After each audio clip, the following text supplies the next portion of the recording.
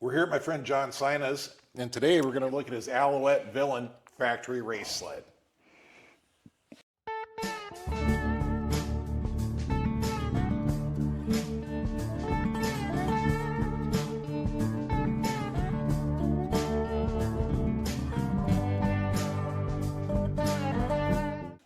All right, John, we got an Alouette Villain Factory Race Sled. Let's start with the big question. Which motor is this? That is a 650 SS Kohler. Kohler, made in Canada then? Made in Canada, or Switzerland. As you can zoom in, you can see that one was made in Switzerland. Really? Yep. Oh, sure, it says it right there. Yep, yep. Wow, neat.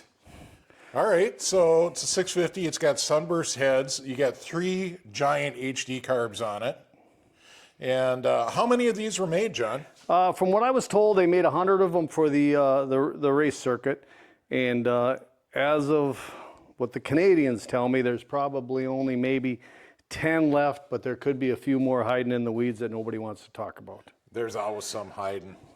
All right, so you had this sled out recently. How'd it go up at the Duluth Nationals? I brought it up to the Duluth Nationals and put it in the unrestored class, and I ended up taking 3rd place with it. Wow, that's fantastic. So this is an unrestored factory original 650 Villain race sled. No kidding. So not really kind of an independent front suspension on there? That's pretty interesting with like a beam rear half and a coil front half on a ski. I don't know what to call it. I don't either. It's definitely different, that is for sure. It's kind of like a leaf spring. What's it got on the track and skid? It has a single slide going down the center of the track. Really? Yeah, if you zoom in really close, you'll be able to see that. Yeah, I think I can. It's got a bunch of wheels too. Yep.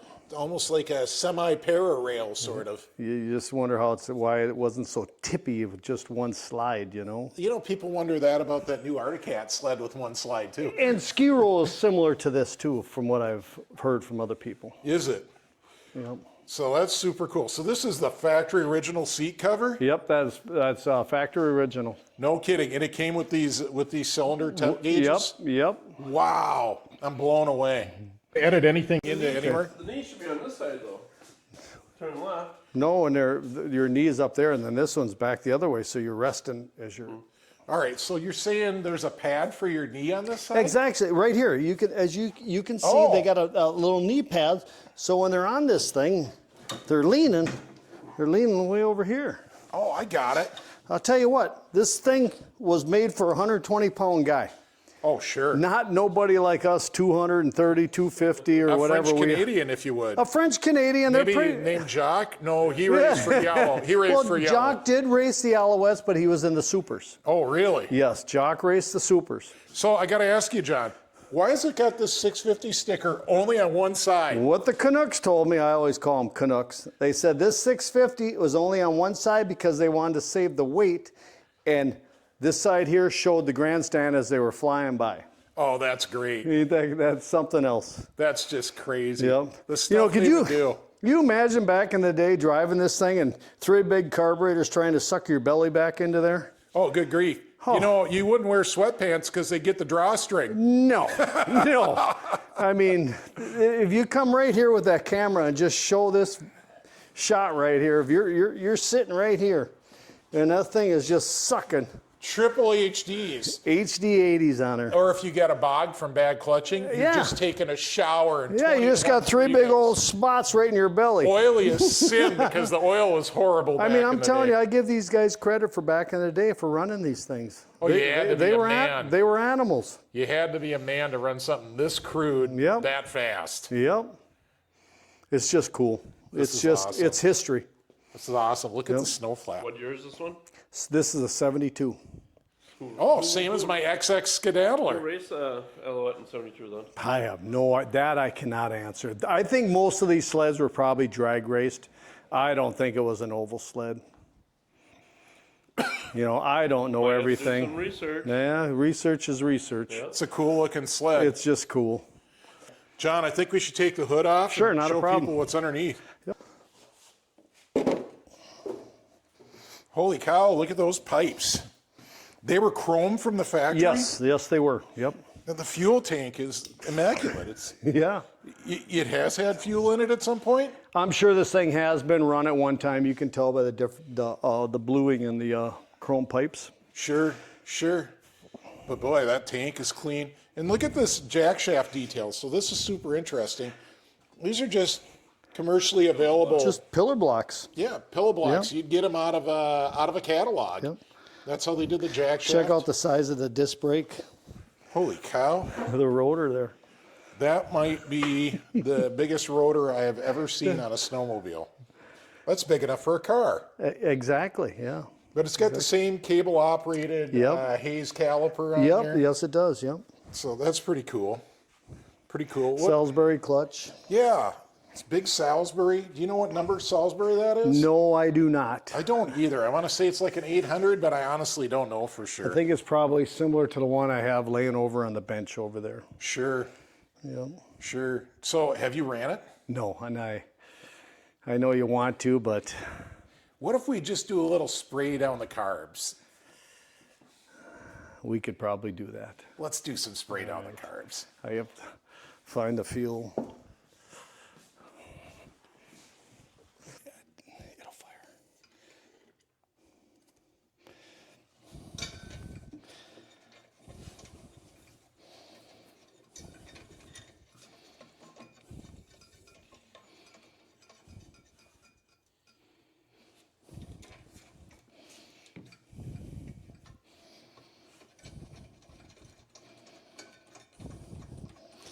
And you never know after sitting all these years. I'm not going to tighten them. It'll be good. He might want to put more gas down those cylinders. No, we're just going to see if it pops. Greg, you want to hold the back bumper?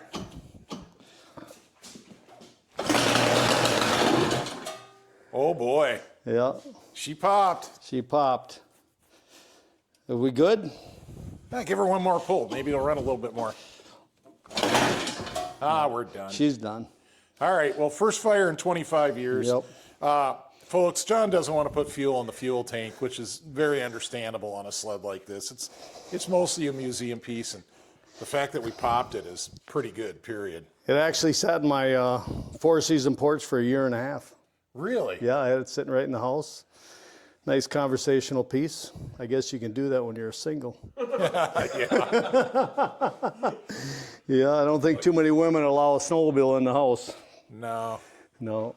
Well, thanks, John. Hey, not a problem. Thanks for showing it Appreciate to you us. showing it off. It's a pretty cool piece. It's an awesome sled. Yeah. All right, John, this is obviously not a typical Speedway. They're usually blue, to my knowledge. Usually blue, yes they are. So let's start off with the beer tie-in. Tell us about why these say Carling Black Label beer on them. Well, from what I've been told, back in the 70s, 73, 74, guys drank Black Label beer.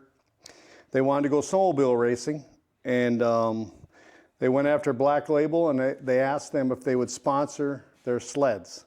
So that's how the name Black Label Carlington came up on these sleds, and that's where the name to this day comes, the Black Label sled, from what I have been told. So, John, this is a special project, obviously not a stock sled. What do you got going on here? This here is a 73 chassis. I have a 650 SS triple engine in it.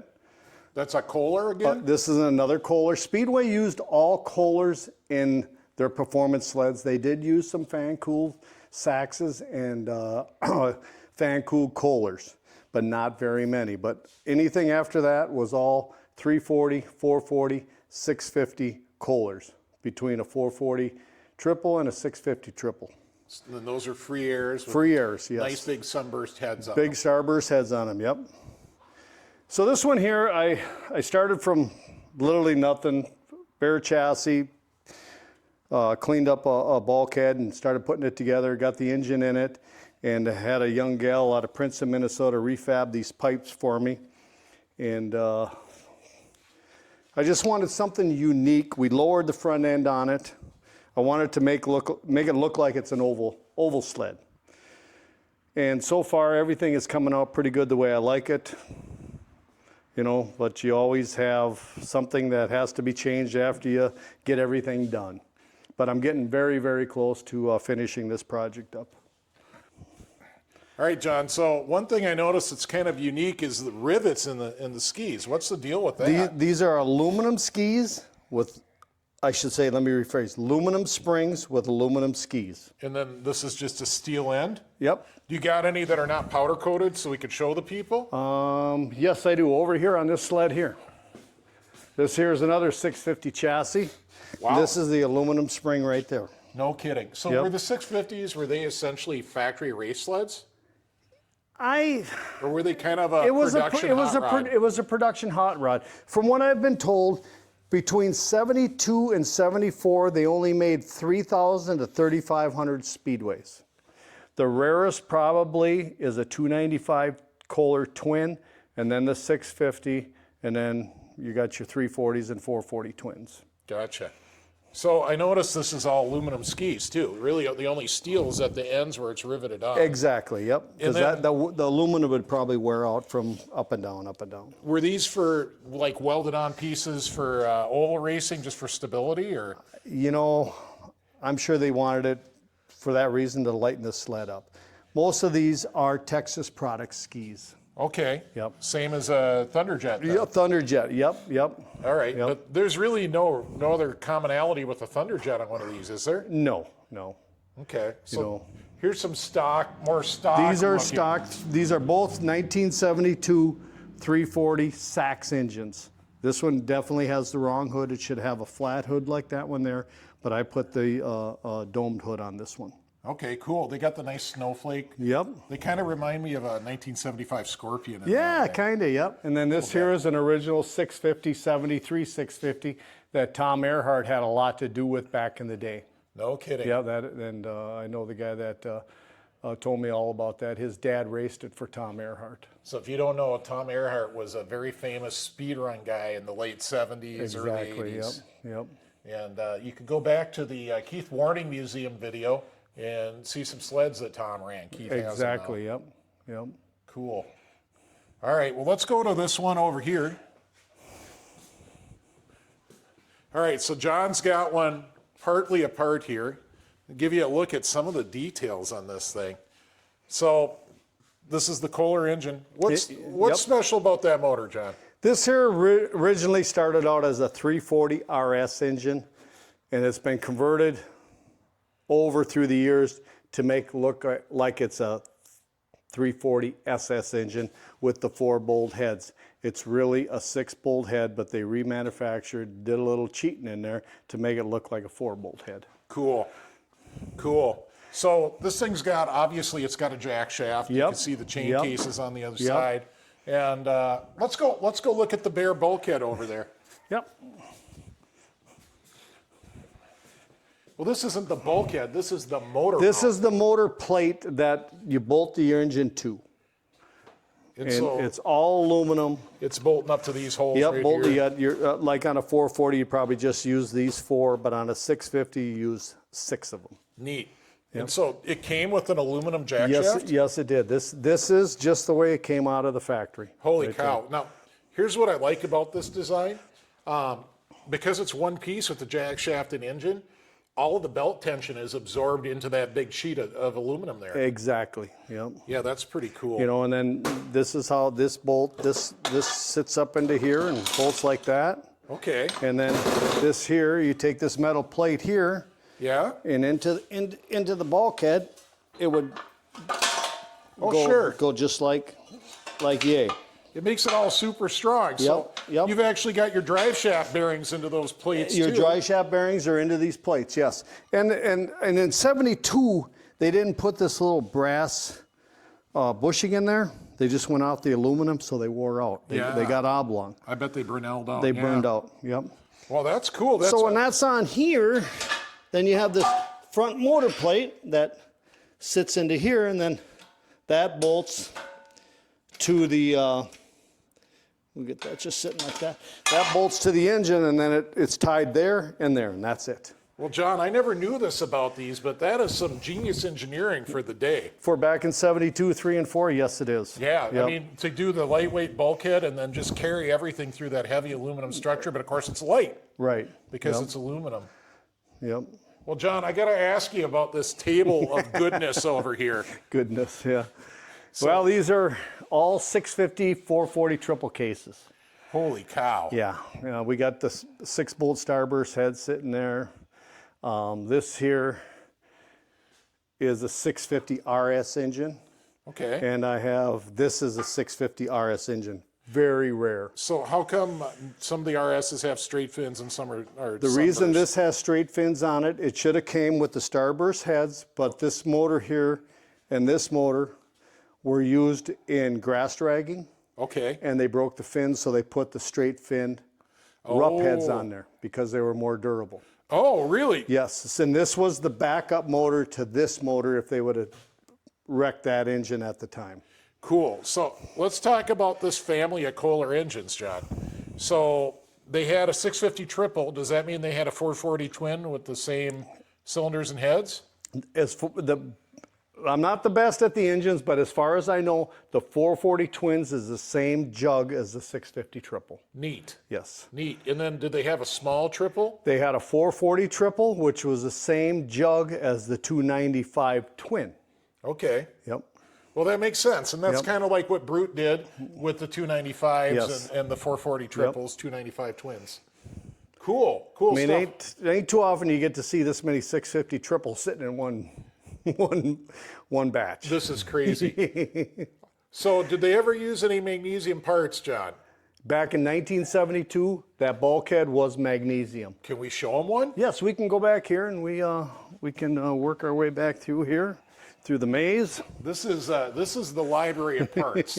John tells me this shelf you're looking at right here is 440 parts. So he doesn't just have 650 stuff. Right there, the black and the black mainframe is magnesium. Anything Yeah. black here is magnesium. So like this. This is magnesium. This is Yep, definitely magnesium, and Yep. this one over here is aluminum. Yep. So in 72 they used magnesium. 73 and 74 they went to aluminum. That's pretty exotic. Yeah, they must have figured something different. All right, I got one more question Yeah. for you. What's this silver seat with the red piping? That's cool. Hey, it's a Speedway seat. Somebody must have just thought, hey, let's just change something up a little bit, and make our sled look a little different. Gotcha. But it is a Speedway seat. This is all Speedway Holy cow. parts. Wow, that's a lot. So I got to say this. These sure look like Arctic Cat. Yeah, Arctic Cat drivers are very close. You just have to re-drill the hole a little bit out because once you start going, it'll get off. But they do work. Arctic Cat drivers do work. Nice. And instead of having Yeah, easy to find. easy to find, yes. Easy to find. Yep. Well, cool stuff. All right, John, Speedway mini bikes. Yes. That is a 1972 or 73 Scarab, they call it, unrestored. Scarab, like a Scarab. beetle. Like Yep. a beetle. This is unrestored. It's never been touched. No way, that's original That paint? is original paint. That thing is 100% original. No way. Yep. I drove to Ohio 4th of July weekend to pick that thing up. Is that a Briggs? That is a Tecumseh engine in that. Tecumseh? Yep. Sweet. Yep. Oh, that's so cool. Look at the bikes. They remind me of the Schwinn I had as a kid. Yeah. And then banana this one seat. here this one started out as a Speedway mini bike, but then it got the 212 engine, and it's got some cool stuff added to it if you check out the clutch system. Look at that. It's street legal in the state of California. Yeah, isn't that cool? Oh, wow. It's got the Comet CVT on it. And the guy that I bought it from told me this thing with the light kit on it will do 46 to 48 miles an hour. No Now, that's kidding. scary. That's cool. Yep. Sounds like a race. It's Yeah. also got the Schwinn handlebars and a big Schwinn, banana but these seat. are actually Speedway handlebars. Are they? They made Yep. their own? Yep, right there, same handlebars as that Oh, one. yeah. Yep. The brake is the same. Cool. These are actually the same brake that they use on the Speedway snowmobiles. No kidding. Yeah, look, if you right here, Yeah. this is a rusted out Speedway snowmobile Oh, sure. brake handle. You put that on there, same thing. Wow. Yep. Cool. So they utilize a lot of parts for a lot of different variations of product. Well, they had to try to keep the money coming in Exactly. the off season. So there you go. Everybody tried mini bikes for a while. Yep. Cool. Muffler's a little close. You burn your leg on it sometimes. Yeah, I noticed it's they a- wrapped her hoping for the Yeah, best. they should have probably tucked it underneath there and got rid of the Speedway California plate. Yeah, is But what it's cool. It runs good. It's fun. Yeah. But it's not for me. Well, thanks for showing it to us. Hey, not a John. problem. Not a problem. All right, John, I really appreciate you showing us your sleds today, the Alouette, and of course these two Speedways. These things are awesome. I appreciate you coming out and spending your afternoon here and looking this stuff over. So if you like this kind of content, consider supporting the channel on Patreon. I intend to do more of this, and I got a couple more museums I tend to get to this fall if I can. And go down to the description. You can check out the Patreon link. And if you join that, what you get is early access to all the videos. You get to watch the videos ad-free on Patreon. You have to go to Patreon. You can't watch them ad-free on YouTube. And you get your name up there on the screen like you see, which is probably blocking my face and his face right now. But otherwise, Probably a good thing. if you just want to watch the videos, we really appreciate you. If you just want to watch and subscribe, we appreciate you even more. We appreciate every one of you that watch this, and I'm going to keep trying to bring you more info on more interesting sleds like this. So thanks for watching, and we'll see you at the swap meets. Adios.